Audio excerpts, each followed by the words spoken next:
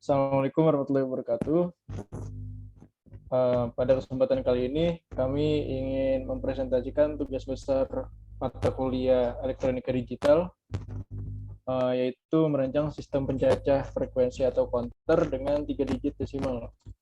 Untuk kelompok kita kali ini beranggotakan 4 orang. Yang pertama ada Iqbal Nur Akbar dengan NIM 11042011119. Lalu ada saya Muhammad Noval Sanul Hakim dengan NIM 11042020094. Lalu ada Stefani Fitri Suyatna dengan NIM 11042040062. Dan ada Astarifah Syatalia dengan NIM 11042204066. Oke, pada tugas besar kali ini kita memiliki tujuan. Yang pertama ada dapat merancang suatu sistem pencacah atau counter frekuensi 3 digit desimal dengan periode cacahan 1 detik. Lalu yang kedua dapat merancang sistem penyajian data cacahan dalam bentuk 7 segmen. Lalu yang ketiga melakukan analisa karakteristik sistem counter yang dikembangkan. Dan yang terakhir, memahami perbedaan waktu muncul angka pada counter ketika frekuensinya berubah-ubah. Oke, yang pertama di dasar teori ini ada JK flip-flop. Jadi JK flip-flop ini adalah suatu flip-flop dasar yang paling serbaguna karena JK flip-flop ini bisa digunakan untuk banyak keperluan. Nah, untuk JK flip-flop ini mempunyai inputan yaitu J dan K. Lalu ada 3 kondisi untuk J dan K. Jika J dan K berbeda, maka keluaran key mengambil nilai J pada clock edge berikutnya. Sedangkan jika J dan K keduanya rendah, maka tidak ada perubahan yang terjadi. Sedangkan jika J dan K keduanya tinggi, maka outputnya komplement atau akan terjadi kondisi toggle. Selanjutnya ada asynchronous input JK flip-flop. Jadi di asynchronous input JK flip-flop ini, input J dan K disebut dengan input sinkron dari JK flip-flop. Nah, JK flip-flop sendiri memiliki 2 input asinkron, ada preset dan clear. Untuk rangkaiannya bisa terlihat di kanan. Nah, rangkaian ini adalah rangkaian active flow inputs karena pada clear terdapat gerbang logika node di sana. Lalu ketika input preset diaktifkan, maka flip-flop ini akan diset atau nilai key akan menjadi 1. Sedangkan ketika input clear diaktifkan, maka flip-flop atau JK flip-flop ini akan mengalami yang namanya kondisi reset atau nilai key sama dengan 0. Nah, untuk tabel logikanya bisa dilihat di bawah, ada preset, clear, dan flip-flop response. Apabila preset dan clear 1, maka clock operation atau toggle. Jika preset 0, clear 1, maka nilai key akan sama dengan 1. Apabila preset 1 dan clear 0, maka nilai key akan sama dengan 0. Sedangkan preset dan clear nilai 0, maka akan tidak terpakai. Dan selanjutnya akan dilanjutkan oleh teman saya. Selanjutnya itu ada counter. Nah, di mana counter itu tuh tersusun dari sederetan flip-flop yang dimanipulasi sedemikian rupa dengan menggunakan peta Carnot, sehingga pulsa yang masuk dapat dihitung sesuai rancangan. Dalam perancangan counter itu tuh tersusun atas beberapa jenis flip-flop yang tergantung pada masing-masing flip-flop tersebut. Secara global tuh counter itu tuh dibagi 2, yaitu asinkron counter sama sinkron counter. Perbedaan dari asinkron counter sama si sinkron counter itu hanya pada pemicunya. Di mana pemicunya itu kalau di sinkron itu serentak, dipicu oleh satu sumber clock dan susunannya itu paralel, sedangkan di asinkron counter itu minimal ada salah satu flip-flop yang clock-nya dipicu oleh keluaran flip-flop lain atau sumber clock lainnya, dan susunan dari asinkronnya itu adalah flip-flop seri. Selanjutnya itu asinkron counter. Nah, asinkron counter sendiri itu jenis pencacah di mana setiap keluaran flip-flop berfungsi sebagai sinyal keluaran clock untuk flip-flop berikutnya. Dalam pencacah asinkron, input dari beberapa atau semua flip-flop itu dipicu bukan oleh pulsa clock umum, melainkan dari transisi yang terjadi pada output flip-flop lainnya. Dan flip-flop tidak mengubah status pada waktu yang sama persis karena mereka tidak memiliki pulsa clock yang sama. Untuk toggle mode sendiri itu flip-flop harus tersambung dengan kondisi J sama dengan K sama dengan 1. Dan flip-flop harus tersusun secara seri pada sistem asinkron. Nah, ini ada asinkron counter, yaitu hanya flip-flop A yang merespon pulsa clock, sedangkan flip-flop B harus menunggu flip-flop A berubah status sebelum toggle dan seterusnya. Nah, dengan demikian itu semua flip-flop tidak mengubah status dalam asinkron yang tepat dengan pulsa clock. Jadi penghitung jenis ini juga biasa disebut tuh ripple counter. Setelah 15 pulsa clock, penghitung telah menyelesaikan siklus lengkap pertama dari 000 hingga 111, dan pada pulsa 16 clock-nya akan reset kembali ke 00. Nah, dari gambar yang tertera ini tuh disebut juga 4 bit binary counter mode 16. Ini timing diagram asinkron counter sendiri, di mana tuh inputan selanjutnya tuh bergantung pada inputan sebelumnya, di mana akan terjadi toggle di saat kondisi high ke low. Jadi kayak ini kan di inputan in, di A-nya itu bakal toggle di saat dia dari high ke low. Begitu juga seterusnya. Oke, yang selanjutnya itu ada 4 bit binary counter mode 10, yang artinya dia akan menghitung angka dari 0 sampai 9. Lalu berikut adalah rangkaian 4 bit binary counternya. Nanti di situ ada gerbang N yang terhubung ke B dan D. Kemudian penghitung mode 10 akan menghitung dari 00 hingga 1001. Jadi nanti dia harus ngeriset ke keadaan 000 ketika hitungan 1010 tercapai. Oleh karena itu, output flip-flop B dan D harus dihubungkan sebagai input gerbang N. Dengan kata lain, gerbang N akan menjadi high ketika B sama dengan D sama dengan 1. Karena jika flip-flop yang digunakan tidak bersifat active low, maka output N bernilai high akan mereset semua counter ke kondisi 000.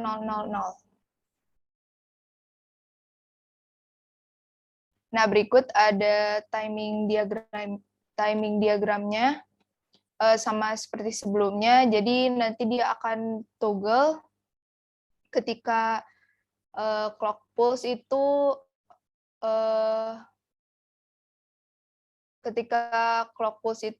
berada pada keadaan high ke low. Kemudian nanti CLR-nya akan mereset pulse ketika dia sudah mencapai 1010.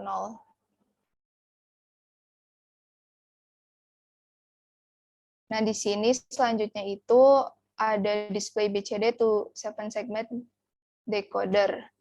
Nah, sirkuit digital yang mengambil input BCD 4 bit dan mengaktifkan output yang diperlukan untuk menampilkan digit desimal yang setara dengan tampilan 7 segment.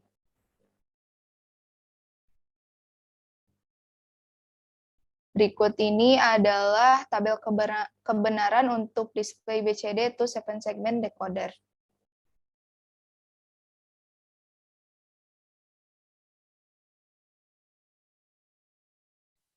Oke, selanjutnya kita masuk ke tugasnya, yaitu merancang sistem 3 digit counters dengan frekuensi cacahan 1 detik.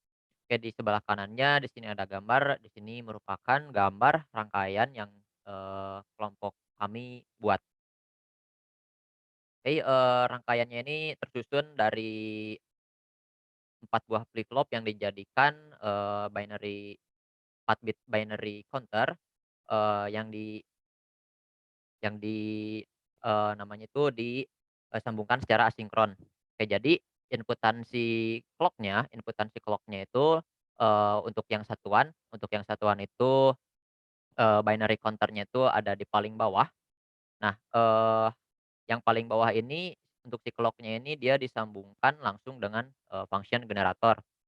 Nah, lalu, eee, nanti lalu ini juga di mode 10 yang artinya ketika, si hasil output-annya ini 1010 atau kalau di display bernilai 10, dia akan, semua flip-flop yang ada di sini kembali menjadi 0000.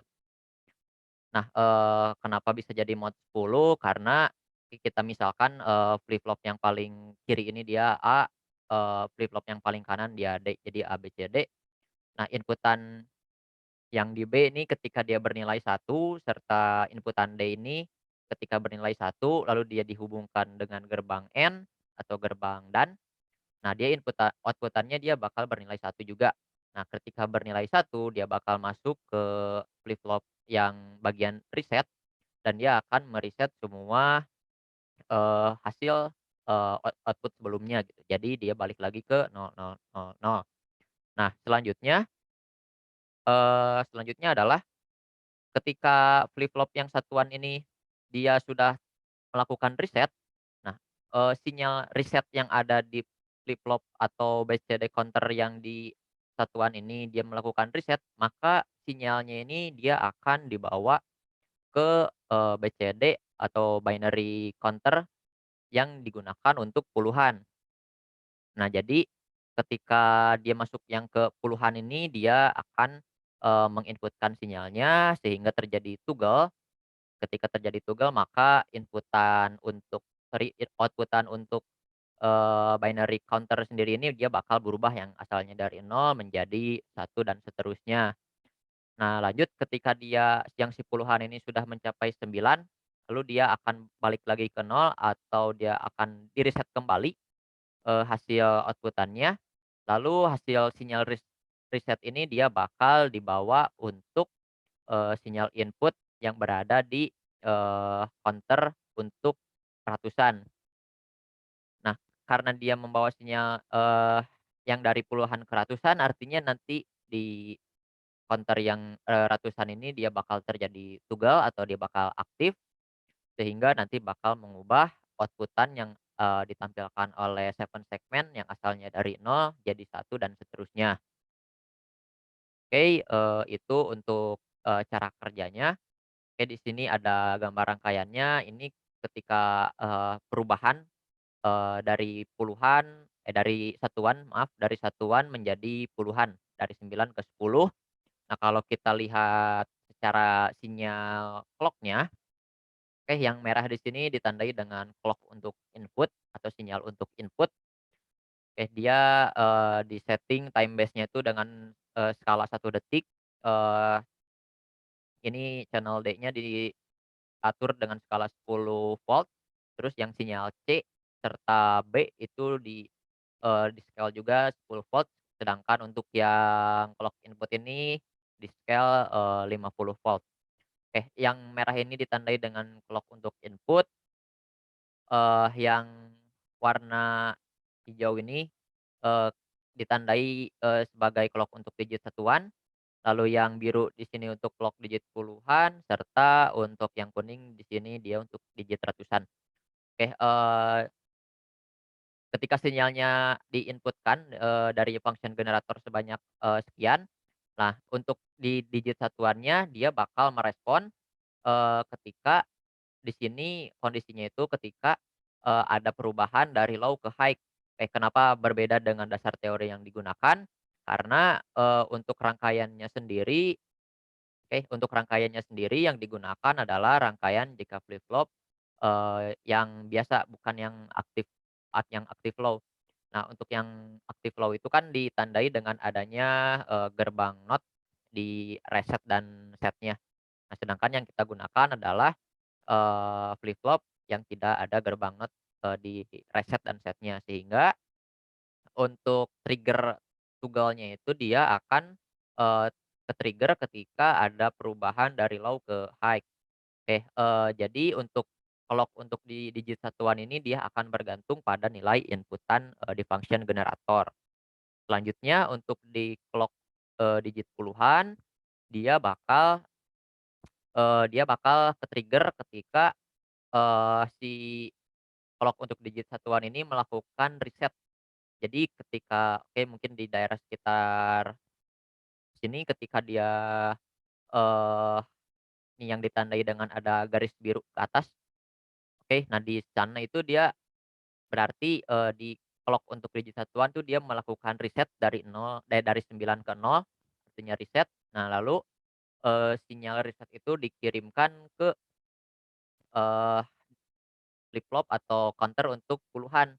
Sehingga di sini terjadi pengaktifan di digit puluhan atau kondisi tunggal, sehingga nanti, akan mengoutput-kan bilangan yang sesuai dengan, hasilnya. Misalkan, karena di sini tadi di setnya dari 9 ke 10 di gambar yang sebelumnya, berarti, di digit yang puluhan tuh ada perubahan dari 0 sampai 1, 0 jadi 1. Begitu juga untuk digit ratusan, kebetulan yang di sini masih 0 ya, belum ada riset dari clock untuk digit puluhan sehingga masih datar untuk pulsanya atau untuk sinyalnya. Oke next di sini ketika kondisinya 99 ke 100 ya, di counter-nya. Kita lihat sinyalnya seperti apa. Oke untuk yang clock input serta clock digit satuan ini, masih sama, polanya ya dia jadi bakal tunggal ketika ada perubahan dari low ke high.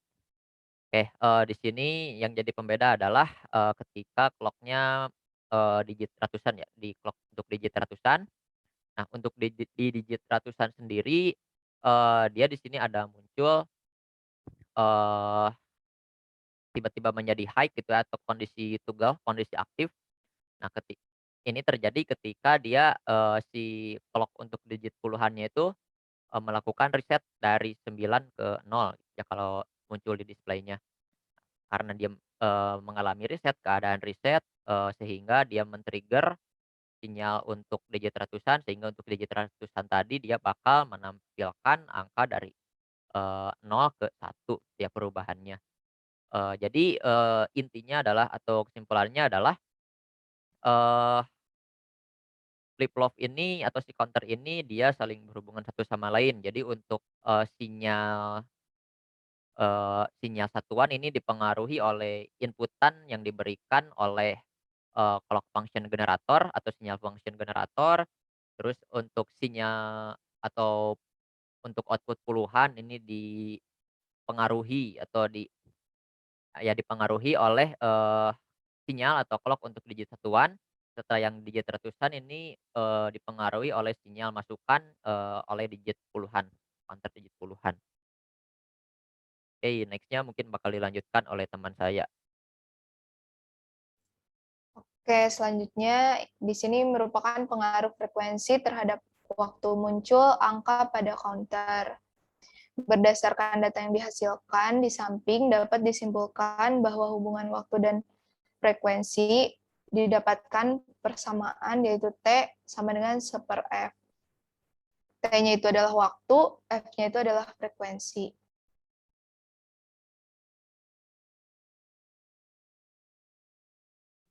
Nah, dari hasil percobaan tubes tadi dapat kita simpulkan tuh menjadi 3. Yang pertama itu kita dapat menggunakan asinkron 4 bit binary counter dengan mode 10 sebanyak 3 buah untuk merancang counter yang dapat menghitung dari 0 sampai 999. Yang kedua itu kita untuk mengatur waktu tampil sebuah angka pada 7 segment decoder.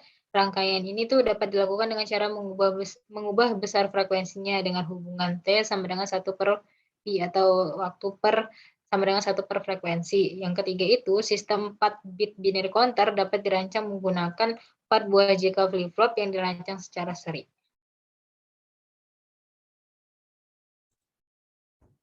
Oke, yang terakhir ada daftar pustaka. Di sini ada sumber-sumber daripada yang kita gunakan untuk membuat tugas besar pada PowerPoint ini. Lalu mungkin sekian dari kelompok kami. Apabila ada perkataan atau penjelasan yang salah, mohon dimaafkan. Terima kasih. Wabillahi taufiq wal hidayah. Wassalamualaikum warahmatullahi wabarakatuh.